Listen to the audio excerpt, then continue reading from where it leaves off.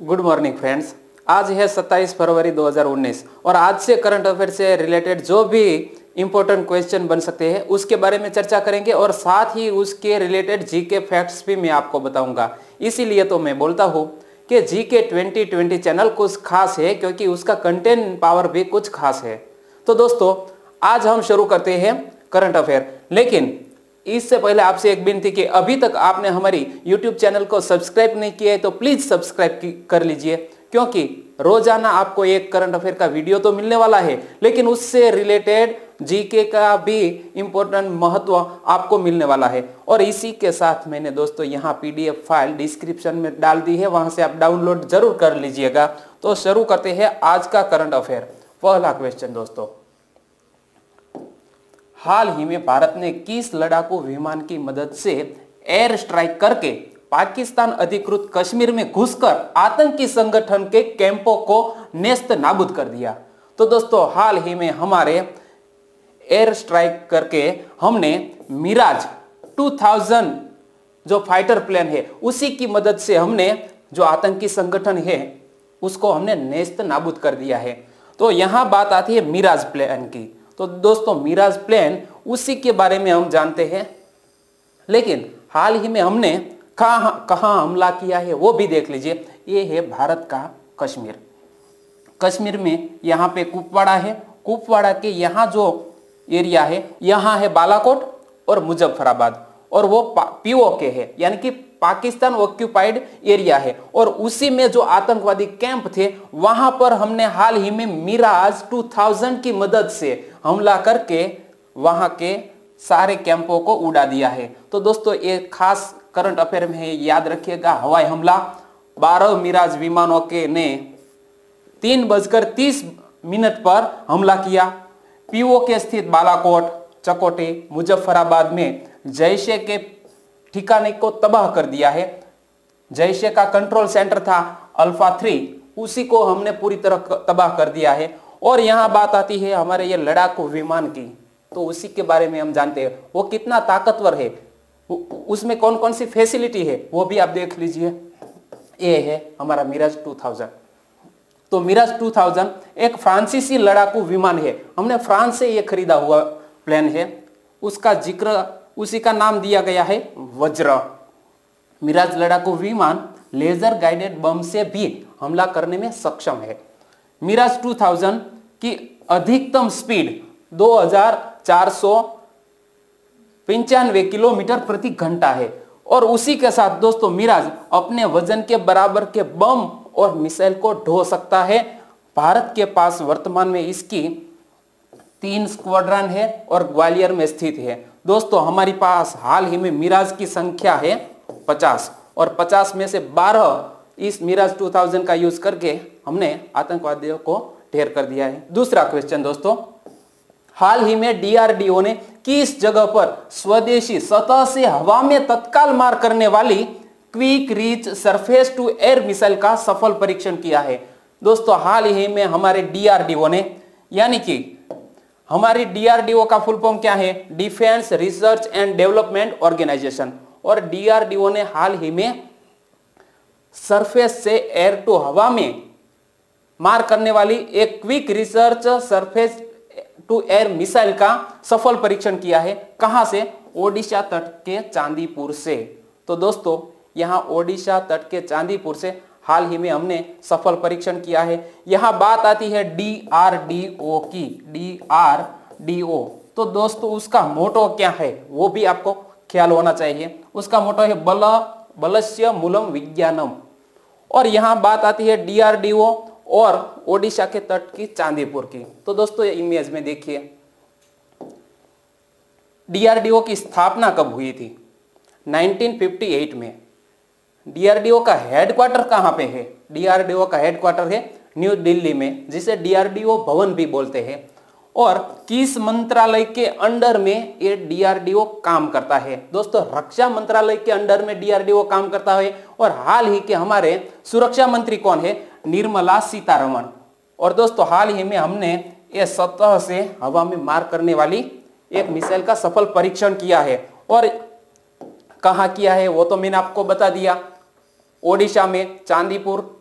तो ये इमेज में देखिए हमारा ये इंडिया मैप में ये लोकेटेड एरिया है वो है ओडिशा।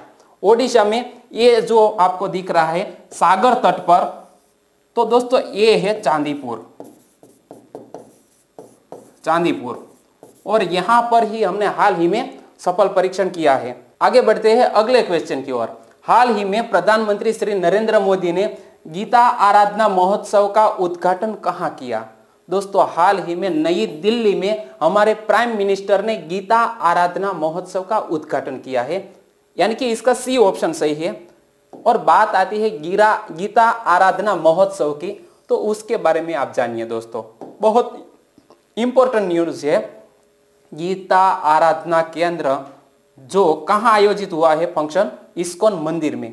और ये गीता की बात आती है तो दोस्तों ये देखिए, श्रद्धालुओं, इस्कॉन मंदिर के श्रद्धालुओं द्वारा 3.5 मीटर लंबी और 2.5 मीटर चौड़ी से भी अधिक एक गीता की पुस्तक है, हिंदू धर्म से जुड़ी हुई, और 800 किलोग्राम वजन की एक गीता पुस्तक है, और उसी का हाल ही में करंट अफेयर में न्यूज में है। तो दोस्तों याद रखिएगा गीता आराधना महोत्सव, और गीता आराधना महोत्सव के तहत हमारे प्राइम मिनिस्टर ने उसी की आरती भी की है।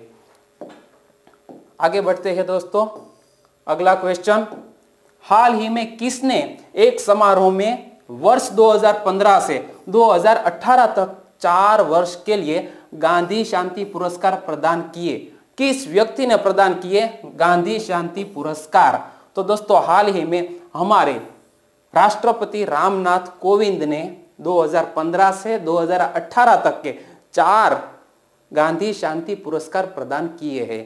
तो यहां बात आती है गांधी शांति पुरस्कार की, तो उसी में से एक क्वेश्चन और बनता है कि गांधी शांति पुरस्कार की शुरुआत कब की गई थी? तो दोस्तों यहां देखिए, गांधी शांति पुरस्कार की शुरुआत सन 1995 में भारत सरकार ने महात्मा गांधी की 125वीं जन्म जयंती के अवसर पर गांधी शांति पुरस्कार की शुरुआत की, और हाल ही में घोषणा की गई है 2015, 16, 17 और 18 के 4 गांधी शांति पुरस्कार की।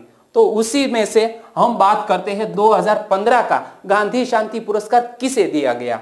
तो दोस्तों विवेकानंद केंद्र कन्याकुमारी को हाल ही में गांधी शांति पुरस्कार 2015 का दिया गया है। और विवेकानंद केंद्र कन्याकुमारी के बारे में भी जान लेते हैं कि ये संस्था है क्या। स्वामी विवेकानंद के विचार का प्रचार प्रसार, यह हिंदू धर्म की एक आध्यात्मिक संस्था है। इसी की स्थापना एकनाथ रनाडे ने 1972 में की थी। यह संस्था सामाजिक कार्य भी करती है। संस्था ग्रामीण क्षेत्रों में कुपोषण को दूर करने के लिए अभियान भी चलाती है। 2016 के गांधी शांति पुरस्कार के बारे में हम जान लेते हैं। तो दोस्तों इमेज में देखिए, 2016 का गांधी शांति पुरस्कार मिला है अक्षय पात्र संस्था और सुलभ इंटरनेशनल, दोनों को संयुक्त रूप से 2016 का गांधी शांति पुरस्कार मिला है। और हमको पता है अक्षय पात्र फाउंडेशन जो बच्चों को मिड डे मील प्रोवाइड करता है, उसी के तहत उसी को गांधी शांति पुरस्कार दिया गया है। और दूसरी बात आती है सुलभ इंटरनेशनल। तो हमको पता है कि सुलभ शौचालय जो प्रदान करता है, उसी के तहत हमारे देश में स्वच्छता बनाए रखने के लिए काफी इंपॉर्टेंट इसने योगदान दिया है। तो दोस्तों इस दोनों के बीच 2016 का गांधी शांति पुरस्कार दिया गया है। उसी के बारे में हम जान लेते हैं। अक्षय पात्र संस्था एक प्राइवेट संस्था है। इसका गठन 2000 में किया गया था। आज देश के 7 राज्यों में लगभग 12 लाख छात्रों को निःशुल्क भोजन की व्यवस्था कराता है अक्षय पात्र फाउंडेशन।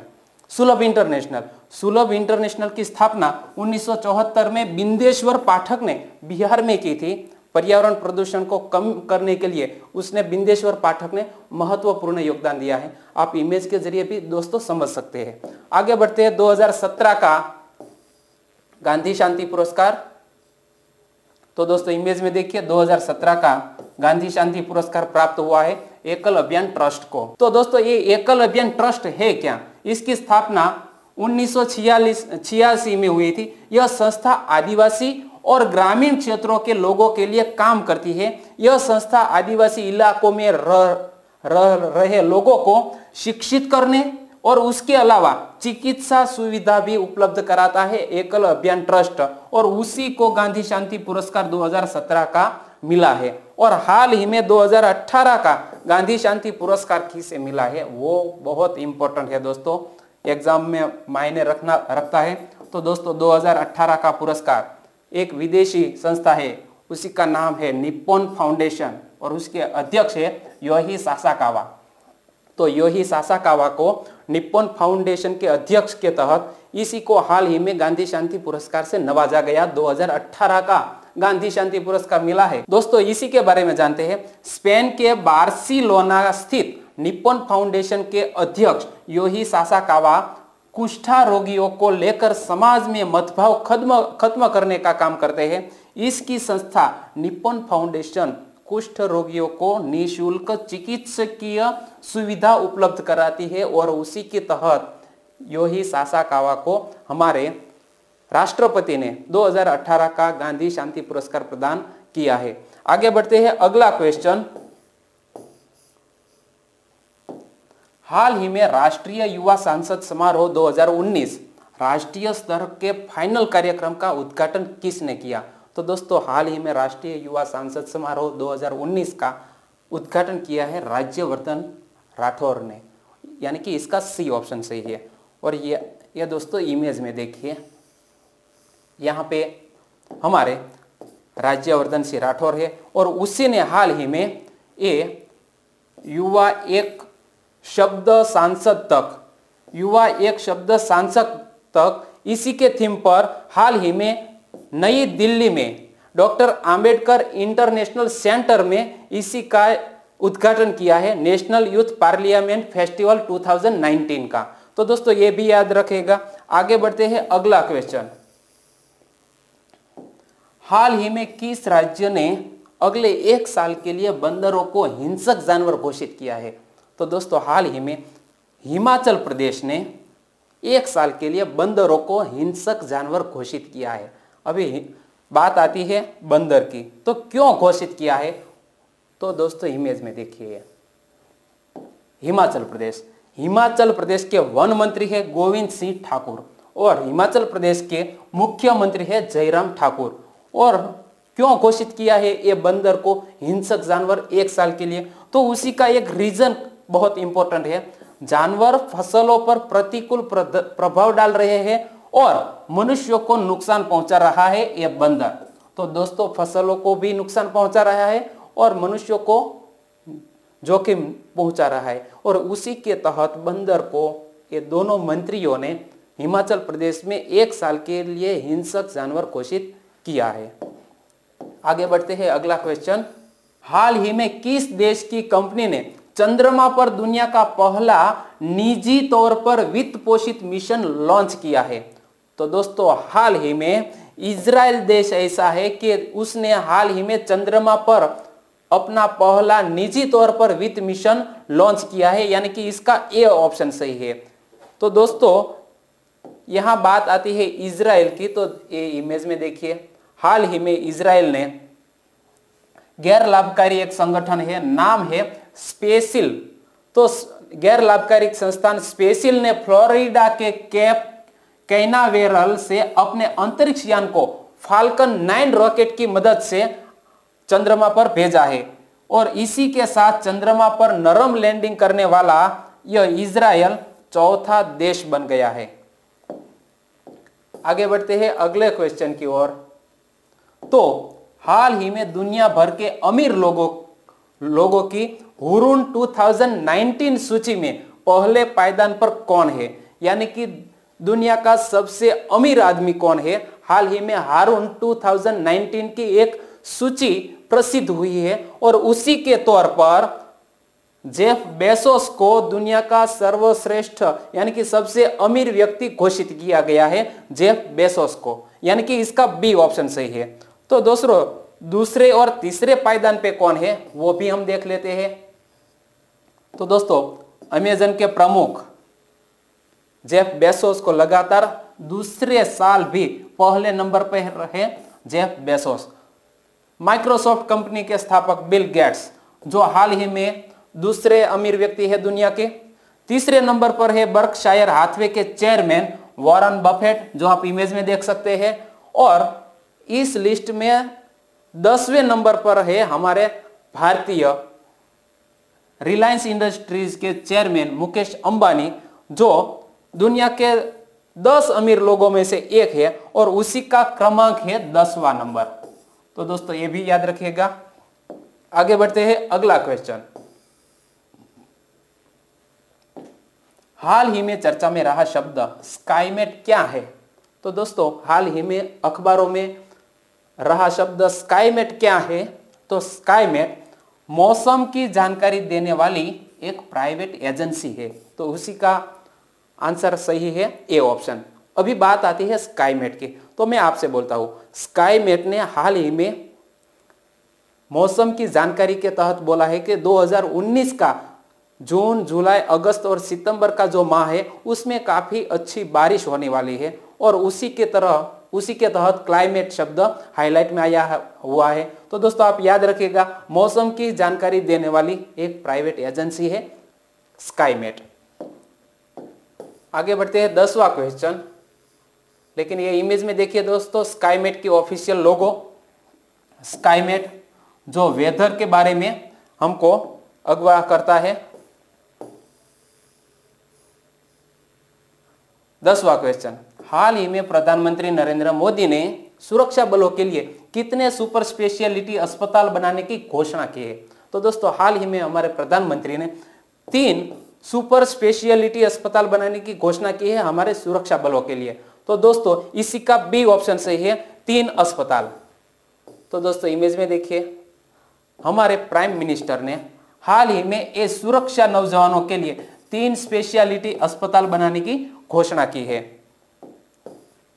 11वां क्वेश्चन, हाल ही में उत्तर कोरिया के शासक किम जोंग और अमेरिका के राष्ट्रपति डोनाल्ड ट्रंप की दूसरी शिखर वार्ता कहां आयोजित हुई है? तो दोस्तों हाल ही में वियतनाम की राजधानी हनोई में ये दोनों शासक, जो उत्तर कोरिया के किम जोंग है और अमेरिका के डोनाल्ड ट्रंप है, वो कहां उसकी दूसरी बैठक होने वाली है? वियतनाम की राजधानी हनोई में, यानी कि इसका ए ऑप्शन सही है। तो दोस्तों ये इमेज में देखिए, और ये दोनों क्यों मिल रहे हैं वो भी आपको पता होना चाहिए, क्योंकि ये दोनों के द्वारा जो समझौता होने वाला है वो है परमाणु संधि। तो दोस्तों ये देखिए, वार्ता के दौरान उत्तर कोरिया के परमाणु कार्यक्रम को समाप्त करने के बारे में उल्लेखनीय प्रगति की उम्मीद की जा रही है और ये दोनों वियतनाम में हाल ही में मिलने वाले हैं। 12वां क्वेश्चन, भारत के किस बल्लेबाज को द हिटमैन से जाना जाता है? भारत के रोहित शर्मा को द हिटमैन के नाम से जाना जाता है, यानी कि इसका सी ऑप्शन सही है। अरे भाई साहब, ये द हिटमैन ऐसा नाम से क्यों इसे नवाजा गया है वो भी आपको पता होना चाहिए। तो दोस्तों उसी ने काफी क्रिकेट में बहुत अच्छे रिकॉर्ड बनाए हैं और वो रिकॉर्ड कौन कौन से हैं वो भी हम देख लेते हैं। सचिन पहला दोहरा शतक लगाने वाला खिलाड़ी था। वीरेंद्र सहवाग सचिन के रिकॉर्ड को तोड़कर 219 रन बना डाले और वनडे क्रिकेट में 209, 264 और 208 रन की पारियां रोहित शर्मा को एक अलग ही श्रेणी में खड़ा कर दिया है और उसी के तहत ये नए रिकॉर्ड एक बार नहीं 3 बार दोहरा शतक लगाने वाले बल्लेबाज बन गए हैं रोहित शर्मा, और इसीलिए उसे बोला गया है द हिटमैन। आगे बढ़ते हैं दोस्तों, अगला क्वेश्चन, भारत और किस देश के बीच 2 से 15 मार्च 2019 तक संयुक्त सैन्य अभ्यास संप्रीति 2019 संचालित किया जाएगा? तो दोस्तों हाल ही में भारत और बांग्लादेश के बीच 2 से 15 मार्च 2019 के बीच संप्रति नामक युद्ध अभ्यास किया जाएगा। तो दोस्तों यहां बात आती है बांग्लादेश की। तो दोस्तों इमेज में देखिए, भारत और बांग्लादेश के बीच जो युद्ध अभ्यास हो रहा है उसी का नाम है संप्रीति, और ये पहली बार नहीं है, ये 8वां संस्करण है। यानी कि 8वां संस्करण है। तो ये देखिए दोस्तों, यह अभ्यास भारत और बांग्लादेश के बीच महत्वपूर्ण द्विपक्षीय रक्षा सहयोग का एक उम्दा प्रयास रहा है और उसी के तहत ये युद्ध अभ्यास होने वाला है। 14वां क्वेश्चन, हाल ही में भारत में 600 किलोमीटर प्रति घंटे की रफ्तार से चलने वाली मैग्लेव ट्रेन का मॉडल किस शहर में प्रगत औद्योगिक केंद्र में तैयार किया जा रहा है? तो दोस्तों, हाल ही में इंदौर की प्रगत प्रौद्योगिकी केंद्र में 600 किलोमीटर प्रति घंटे की रफ्तार से चलने वाली मैग्लेव ट्रेन का एक मॉडल तैयार किया गया है और उसी के तौर पर जापान, चीन और उसी के बाद भारत में एक तेज दौड़ने वाली मैग्लेव ट्रेन आ सकती है और उसकी रफ्तार हो सकती है 600 किलोमीटर प्रति घंटा। अगला क्वेश्चन दोस्तों 15वां, हाल ही में भारत के विद्युत मंत्रालय ने किस दिनांक से उपभोक्ताओं को 24 घंटे बिजली देने का फैसला किया है? तो दोस्तों, हाल ही में विद्युत मंत्रालय ने 1 अप्रैल 2019 से उपभोक्ताओं को 24 घंटे बिजली देने का एक फैसला किया है। तो यहां बात आती है बिजली की। तो दोस्तों, भारत में हाल ही में कई ऐसे गांव हैं जहां बिजली अभी तक अवेलेबल नहीं है, लेकिन पीएम श्री मोदी के अभियान के तहत अब सारे गांवों में बिजली भी पहुंच गई है। जहां बिजली की उपलब्धता नहीं है वहां सौर पैनल लगाए गए हैं और उसी के तहत अभी 1 अप्रैल 2019 से सभी उपभोक्ताओं को 24 घंटे बिजली मिलने का फैसला लिया गया है मंत्रालय में। और दोस्तों, मैंने कल आपसे वीडियो में एक क्वेश्चन पूछा था और क्वेश्चन था कि हाल ही में किस भारतीय व्यक्ति को संयुक्त राष्ट्र सहायक महासचिव नियुक्त किया गया है? तो दोस्तों, हाल ही में चंद्रमौली रामनाथन को संयुक्त राष्ट्र का सहायक महासचिव नियुक्त किया गया है। ये इमेज में जो दिख रहा है वो है हमारे संयुक्त राष्ट्र के सहायक महासचिव। नाम क्या है? चंद्रमौली रामनाथन, यानी कि बी ऑप्शन सही है। और कई दोस्तों ने इसका सही आंसर दिया है, सबको बधाई। और आज के वीडियो का क्वेश्चन आपकी स्क्रीन पर, और दोस्तों इसे कमेंट बॉक्स में आपको मुझे बताना है। तो आज का क्वेश्चन है, हाल ही में निशानेबाजी विश्व कप में किस महिला ने 10 मीटर एयर राइफल स्पर्धा में नया विश्व रिकॉर्ड बनाया है? दोस्तों, 4 ऑप्शन आपकी स्क्रीन पर है और उसी में से एक सही आंसर चुन के आपको मुझे कमेंट बॉक्स में बताना है। तो दोस्तों, कमेंट बॉक्स में आप आंसर जरूर लिखिएगा। और जाते जाते फिर से आपसे मैं बोलना चाहूंगा कि अभी तक हमारी जीके 2020 चैनल को आपने सब्सक्राइब नहीं किया है तो प्लीज सब्सक्राइब कीजिए, क्योंकि ये आपकी आने वाली एग्जाम में काफी महत्वपूर्ण सिद्ध हो सकती है ये चैनल। कल फिर मिलेंगे एक नए करंट अफेयर के साथ। तब तक के लिए बाय बाय।